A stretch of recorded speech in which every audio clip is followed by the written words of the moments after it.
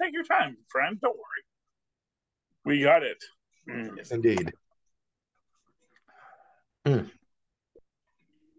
What's the word? The word is avast me hearties and welcome once again to Full Stream Ahead. I be your captain, Charlie, Professor S.I. With me as always, me first mate and Skinny Rich Fred. It's Mozz. Welcome, Maz. Welcome back once again to a galaxy far, far away. A galaxy filled with capes and Lunatics, gods and monsters, where the people of Navarro need protection from rampant pirate attacks. Season 3, Episode 5, Chapter 21, The Pirate. Our director this week is Peter Ramsey.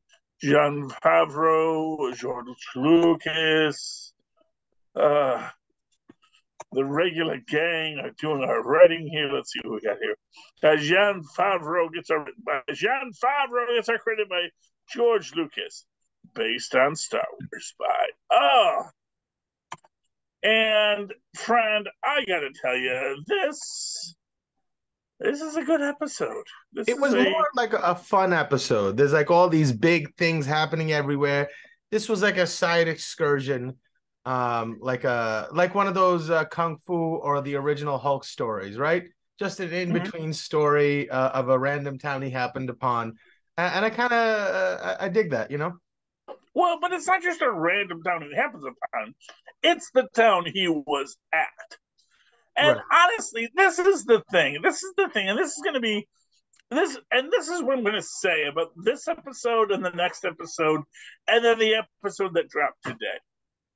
Is that there is all this me online, as you will have, but it's like, dude, it's a big universe. It's a big galaxy. There's lots of things going on, and every step leads to another step that leads to something else. And the silly widdly wackly do thing that happened here, that's important. Everything builds upon what happens next. And that is what expressly happens here, where the pirates come back to Navarro. Because Navarro's getting too big for its britches. Mm. And the pirates basically say, you're not in the what do they call the new Republic. You're not part of the New Republic. You got no ships or weapons, and you're gonna tell our pirates we can't drink in your school. It's like, and that's the thing. It's like the pirates are there for the cruelty, as we'll see in later episodes. The cruelty is the point. I think the spoils are the point. The cruelty Well, is the cherry on top, I would say. well, I mean, okay, so no spoilers for the episode that dropped today, but you find out that all this stuff, it's part of something. Okay, gotcha. Yeah, and quite frankly, yeah, no, it's the spoils. The pirates don't like being told where they're not allowed to drink. The And they pirates, saw an easy mark, right? They're like, okay, these guys don't have the backing of anybody. Let's just go yeah, get some stuff. exactly. But see, they underestimated Apollo Creed, my friends. And how? Because that man's got friends everywhere. That's the Very well thing. connected. He's the high magistrate, but more importantly, he was the guy who ran all the gangsters out of this town. You don't get to be the guy who runs all the gangsters out of a town by being just a bureaucrat. He is a bureaucrat. He can handle bureaucracy, but he also knows what side his butter is breaded on and where to call in favors. And what I liked about this episode is also that everybody else in that middle ground between the New Republic and the Rebellion, they all know what side their butter is breaded on. And they all know, you know what, we got to make this work because the alternative is not an answer.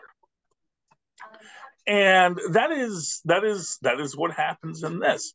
But I don't want to give too much away, but let's talk about what happens, which is basically uh not our mosque, our three-handled moss covered family credenza that is our pirate returns. Oscar the Grouch. To me, it was always Yeah, Oscar the Grouch.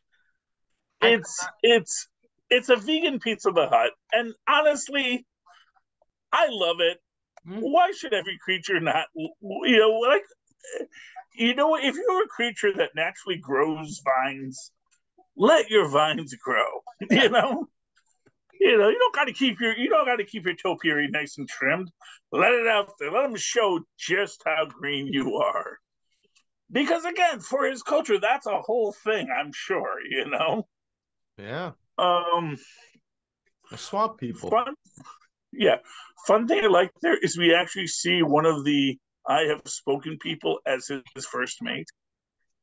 It's like I do like the callbacks where like all these species these recently introduced Yeah. fun species are coming back like hobbits in the Shire. It's just you can't get rid of them. There's lots of them.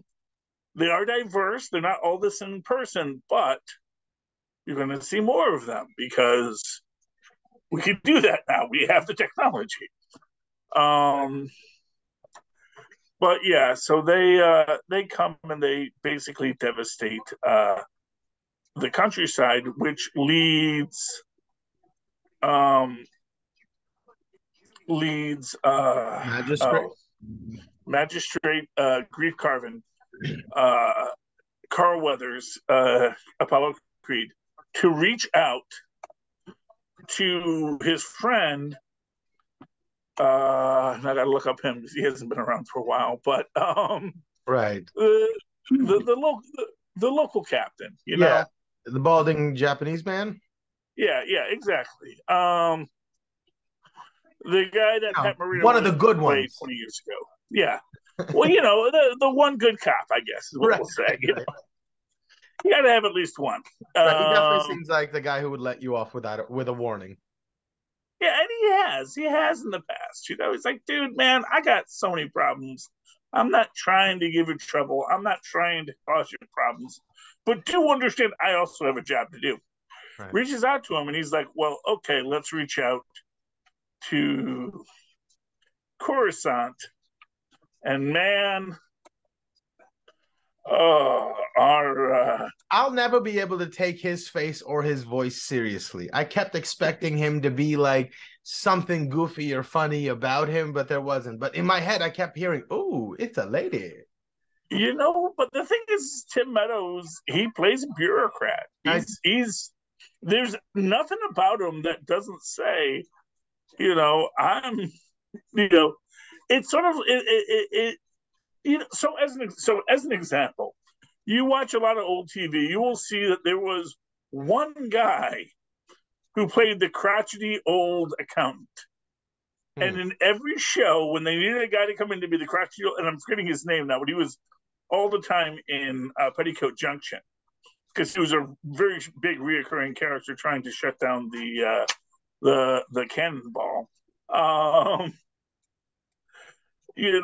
but that guy showed up in every show. And Tim Meadows, he's a guy who shows up in a lot of shows to be the soft-spoken bureaucrat who's trying to do his best, but is dealing with limited things. He's also in the Goldbergs right now as the principal. to me, And he's still Leon Phelps, the ladies' man. oh well, and he probably was in his younger days, and he To probably me, is still today. he's so funny that like just his face and his voice alone is already the setup to a joke. Like my brain Yeah. already gets ready to laugh just hearing his voice.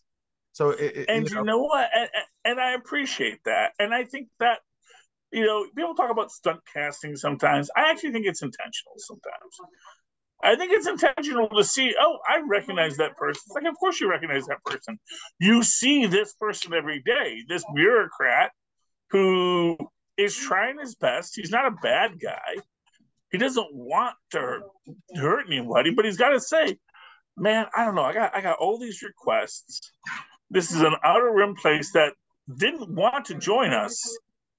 Do I need to send, a fleet of X-Wings there to deal with their little pirate mess? Isn't that how Andor worked out? That didn't work out too well for them on Andor. Well, but that's the thing. I mean, not for nothing. That is, I don't know if you noticed this, Mozz, but the New Republic, not good at their jobs. Effectively, it's all the bureaucracy of the Empire, none of the efficiency. And it is honestly in its own way kind of its own, it's writing its own failure, not because anyone is being they won malignant. The ticket on we're not the other guy. And for real, and it's good to do that, but then you do have to have some delivery. You have to show what you're going to do and how your way is better, even if it takes longer. Yeah. And that's always the thing. It's like when we're steering the ship of state, it's not always going to be easy. Leave me one. If you guys are like having another pork chop, cut it in half so you can each have half. No, I don't want one. Okay. Just dealing with the kids. It's pork chop night, and sounds good. Always is. It's the Parmesan crusted from Shake and Bake. Shake and Bake stopped giving you shaky bags. I'm very upset about it. Well, because they said, you know what? You probably got a bag in your house. Shake it in that. Except they stopped. Yeah. Well, I'll tell you, this is a fun fact. Back in the day, they didn't give you the little plastic baggies, and you had to find a bag in your house. But you had tons of bags from going grocery shopping and whatnot. And you do a big bag, and you throw the whole chicken in there, throw in all the spices, and shake it up, and it came out great. But now it's a lot. It's a lot different because we're dealing with individual pieces of meat, sometimes boneless, sometimes not. But anyway, moving right along. They come to Tim Meadows. They're asking for the help, but the help is not forthcoming, and it is not forthcoming. It's expressly because of our friend Omega. I'm sorry, Ella Kane, and I am sorry. I really feel that's the deep cut reveal that's going to happen. The Ella Kane is either Omega from the Bad Batch or is a clone of Omega from the Bad Batch. Everything about her, the way she looks, the way her hair is cut, the way she behaves, and the fact that she never had a choice. To me, that just speaks to this character really being someone deeper of a cut than we think she is. I mean, her mannerisms, and maybe it's meant to play to us as the audience, but I find it really hard to believe that anybody that's around that woman for more than 5 minutes can trust her with anything enough to just turn your back on her. She has such a suspicious look about her and way about her that I don't understand how anybody can even just like keep her out of your periphery for half a second. Well, I mean, but again, it goes to this idea of the person who's nice to your face, but that you don't recognize because you don't have. So Tim Meadows is a bureaucrat in this, right, and does not have that much interaction with anybody. It's like someone coming to his office. It's like, oh, okay. So, and I'll give you an example. I work in HR. I have a lot of duties to do to keep everything flowing in HR. But I have people come into my office on many occasions. And now I have to deal with this. And it is this thing where, okay, this is my only interaction with you. I have to work through this storyline. I've got to understand what's going on.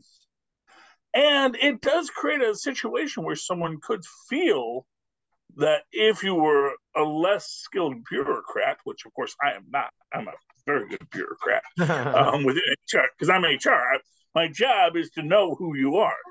But a person who's just an accountant, is going to be like, no, I like that person. That's the nice lady that brought the bagels brought the little ice pops on Sunday. Always likes the red biscuits. I don't know. She takes them. We get the yellow ones. We're all happy.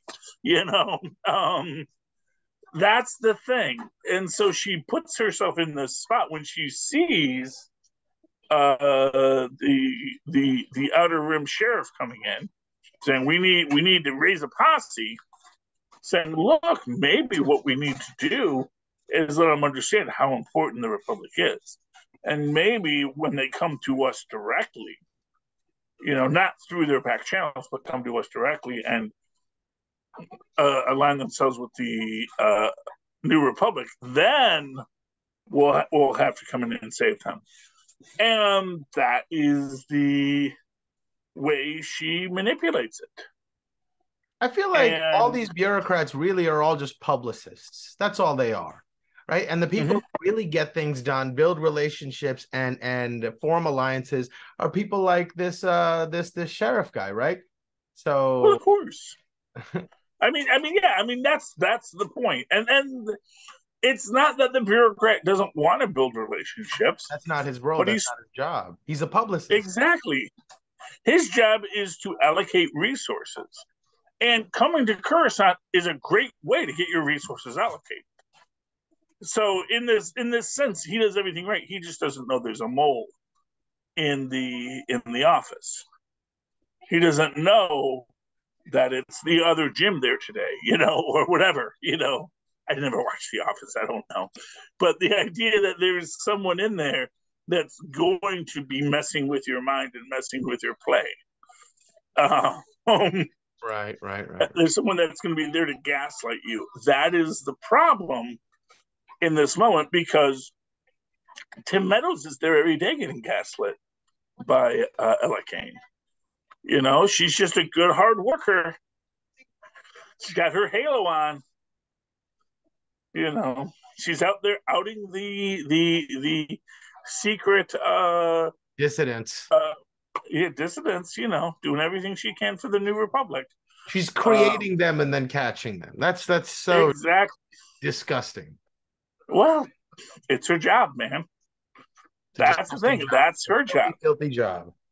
Yeah, it is a filthy job. That's the job they don't write about in the history books, unless you're in a free country, and then we do write about it. And then we find all about what is it, Counter Intel Pro, and all that stuff. Is like, oh wow! So it's like the FBI would go there, and they realize suddenly, wait, we're all FBI agents.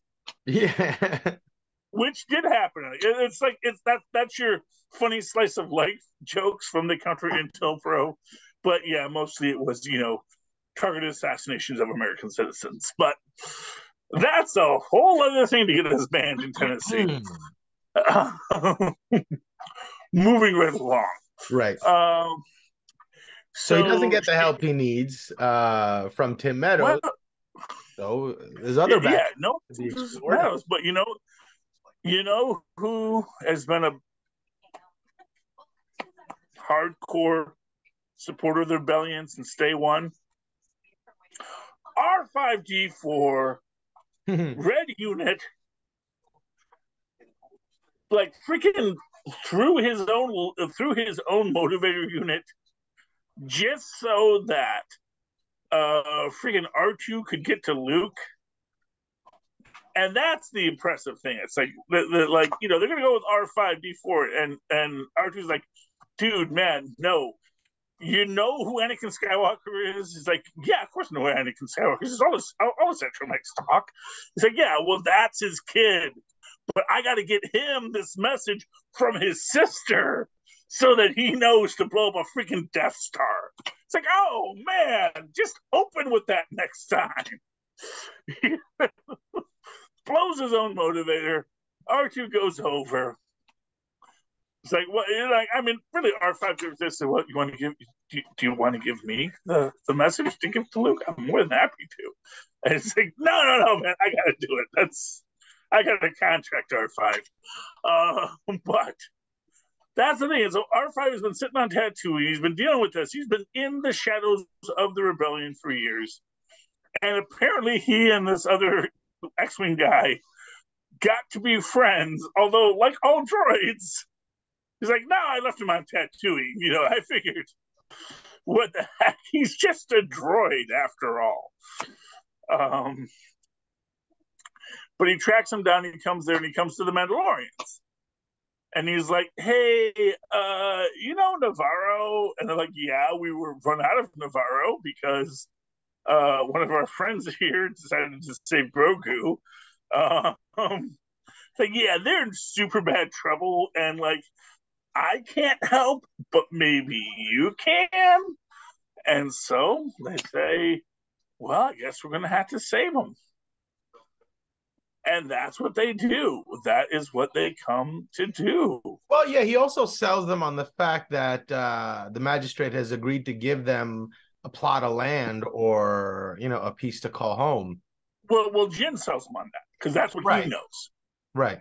So and again, it is all the pieces coming together. Because all that thing about, hey, you come be my marshal, and you can get this part of land right by the springs, all this stuff.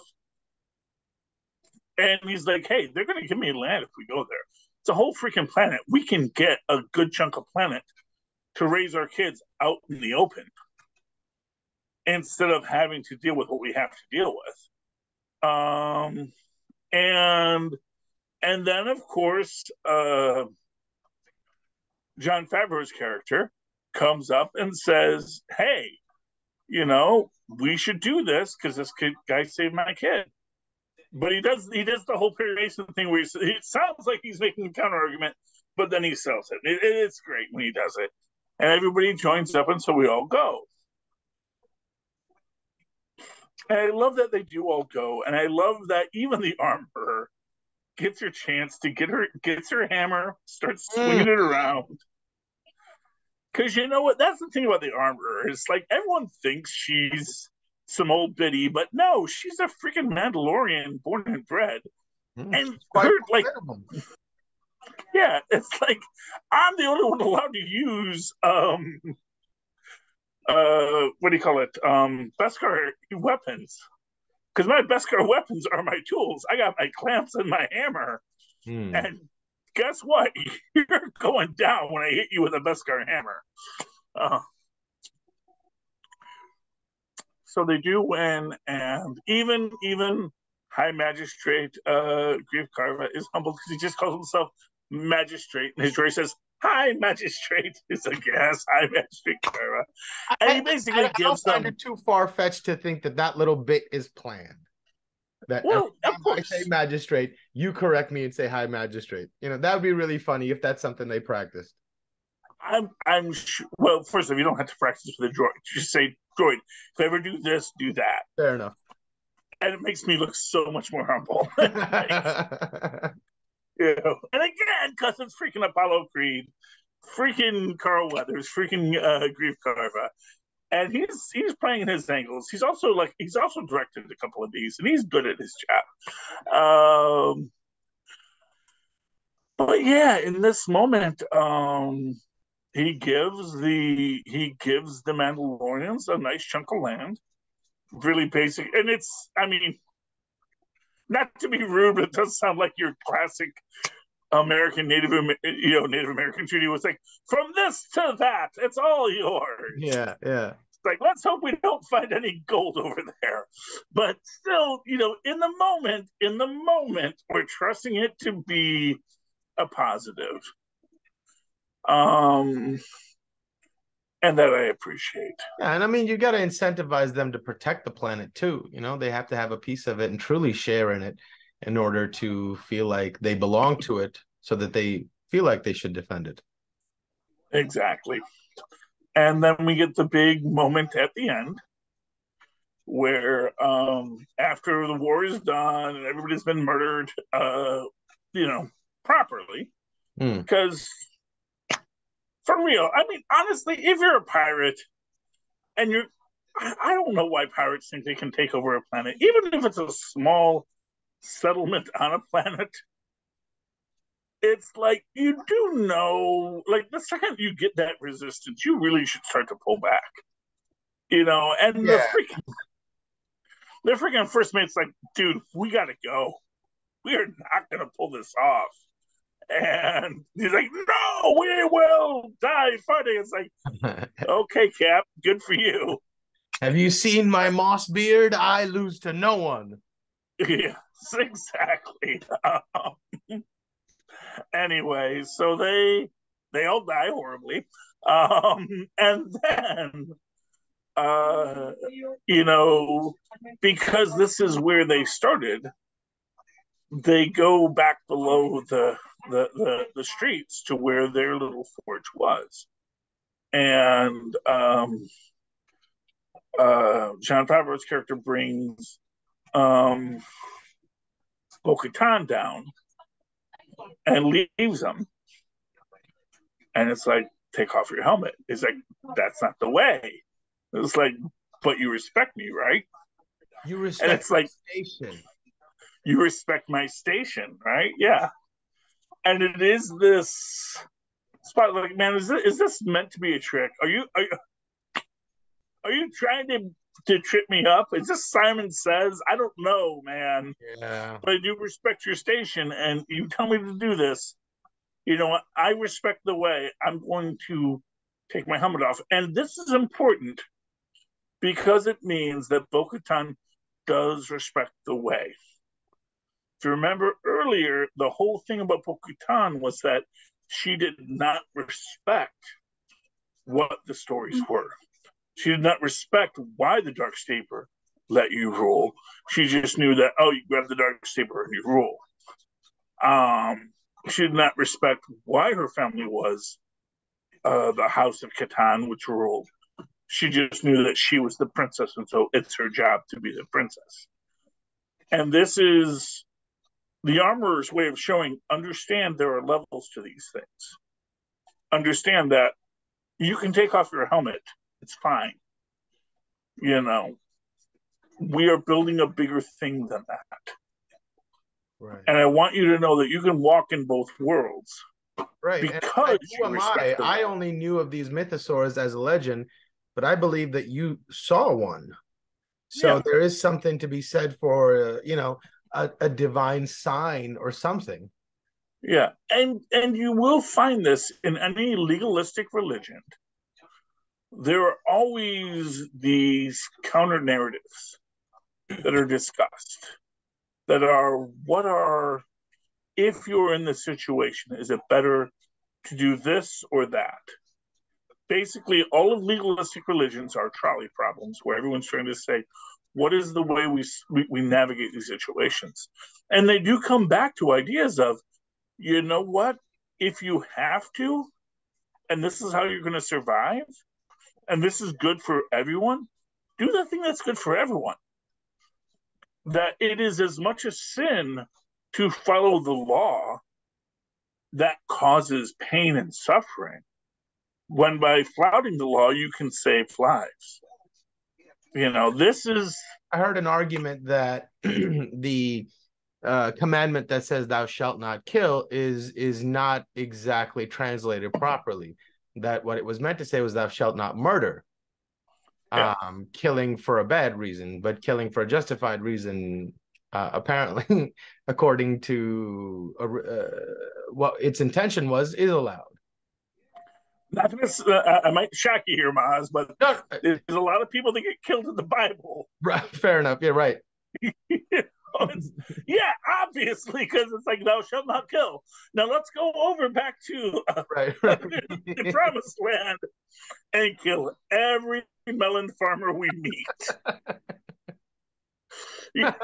So there's always wiggle room because it's about what is the trolley problem? What is the most good? Although I recently found out that the trolley problem, like Schrodinger's cat, was expressly created by someone trying to show the foolishness of that sort of philosophical exchange rates. It's like, no, it's not a good plan. You aren't right. You're not actually turning people into math. Please stop. But going back to this story, Bo-Katan walks out. She's got her head off, got her mask off. Armor says, dudes, it's cool. She's going to bring us all back.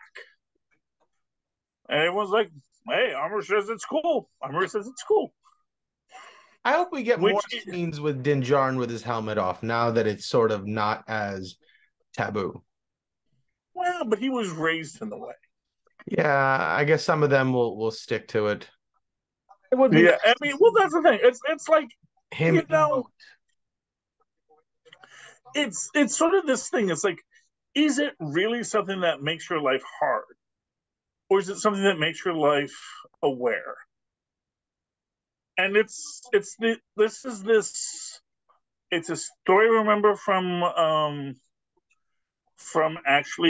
Hebrews, well, not from Hebrew, but from going to temple with my wife, and this very complex tale where the rabbi is talking about how he bought this house for his family, and on the wall was a vision of the Virgin Mary, like on a light switch. So that it's a light switch with the image of the Virgin Mary on it. You flip it. And he made this point about how every time Hasidim or other groups of very Orthodox Jews light a match or turn on a light switch, they say the prayer that you're supposed to say before you start a fire. Because light is this gift, and we are thankful for this gift, and so you do this. And it is this thing, this ritual, that costs you nothing, but it reminds you of your place in the universe. So for those who follow the way, yes, we could take off our helmets and we could live this life, but you know what? It's nice to wear the helmet. It's nice to know that this is who I am. Whether you're a Sikh who wears a turban, or a Jewish person who wears a yarmulke, or whatever your thing you wear is an item of your faith. If you're an atheist who has a little Darwin fish on his car, that has meaning to you. And it is saying, I believe in this thing. And this is something I will show the world to let them know who I am. Catholics at Ash Wednesday, we put the little dirt on our foreheads. Why do we do that? I don't know. They said we're supposed to do that. But you know what? For one day, everyone knows, oh, that's a Catholic.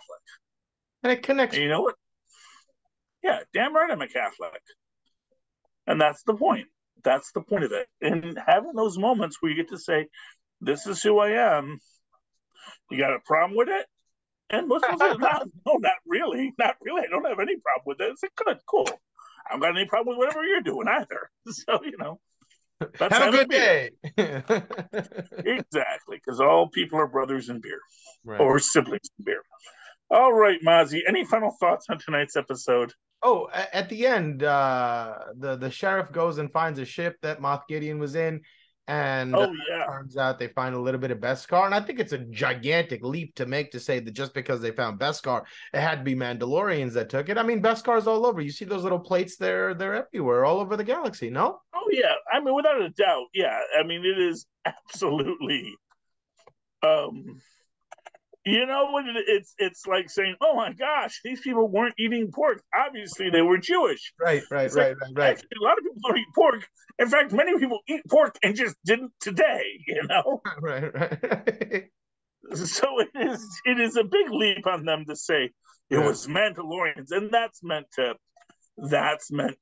give us excitements. Are we gonna get Gus Fring back? Ooh, we're gonna see what we get. All right. Yeah, that's a good bit, but there. You know, now here's the real question that'll hang in your thoughts for the next few episodes. Did the Mandalorians find Moff Gideon to kill him or to free him? Oh yeah, maybe they were for hire. Maybe they were like, you know, one of those roving band of mercenary Mandalorians. Yeah, or any other group of Mandalorian who was like, no, Moff Gideon, He dead. I'm sorry. He lost the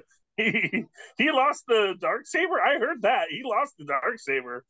Yeah. I'm gonna kill that MFer because he killed my planet. Yeah. Lots of story to come. We're gonna get to that in a minute. But in the meantime, kids at home and family at home and adults at home who like our show, why don't you write to us sometime? Let us know how much you love us. Write us at CapesandLunatics. That's all spelled out, CapesandLunatics at gmail.com. Or call us at 614-382-2737. That's 614-38-CAPES. Let us know your thoughts. We'll read them on the air. We'll play it on the air if you want us to. Likewise, go to our websites at linktree, linktr.ee/CapesandLunatics, where you can experience all of the things we have to offer, from merch to giving us money through Cash App or Patreon, where you get to vote on things. And if people do that, or if they don't do that even, and they still want to talk to us, I want to talk to you specifically, Mozz, because you are so handsome, for those who have YouTube. Ladies, feel free. How can they find you, Mozz? They can reach me by email at mozzmanzor@gmail.com, or find me on Facebook under Mozz Manzor. That's MOZZMANZOOR. And, of course, you can always write to me in an old-fashioned way where mothers and fathers once did at superconnectivityblog@gmail.com. That's superconnectivityblog, all one word, @gmail.com, which is a long word because I started this back when it was just a blog. And, of course, you can always follow me on the Twitters. I live tweet things like Gotham Knights, which I did this last weekend. It's a crazy show, but you know what? I'm kind of into it. At Charlie Esser, that's CHARLIE. ESSER. Look for the two E's in the middle. For quality. Thank you, Mozz. All right, yes, scurvy landlubbers, you have come to the end of another adventurous sailing trip down the bounding main. Come back again next week as we once again sail full stream ahead. Arrgh. All right.